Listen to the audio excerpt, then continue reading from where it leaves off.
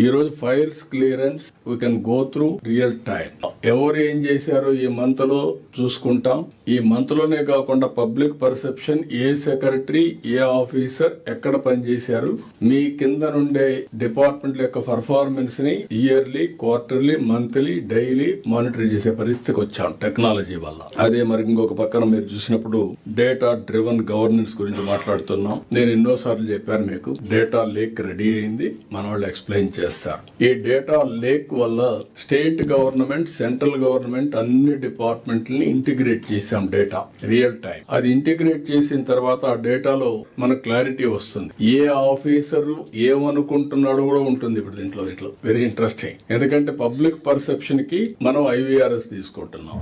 ఒకప్పుడు public perception only intelligence department ఒకటి ఉంటుంది. సీఎం కి ఎప్పుడు ఒక చీఫ్ మినిస్టర్ కి, ప్రైమ్ మినిస్టర్ కి IB ఉంటుంది, ఇక్కడ ఇంటెలిజెన్స్ ఉంటుంది. నాకు ఒక అలవాటు ఎప్పటి నుంచో, నేను ఫస్ట్ మీట్ చేసేది ఇంటెలిజెన్స్ మీట్ చేస్తాం. అది పర్ఫెక్ట్ అని కాదు, కొంత సమాచారం ఇస్తారు. ఏం జరుగుతా ఉందో పొలిటికల్, ఎకనామిక్, కరప్షన్, ఎవ్రీథింగ్. ఎందుకంటే ఒక పరిపాలనలో సుపరిపాలన ఇవ్వాలంటే ఎప్పటికప్పుడు సమాచారం తెలియాలి కాబట్టి ఇన్ఫర్మేషన్ డిపార్ట్మెంట్ ఉంటుంది.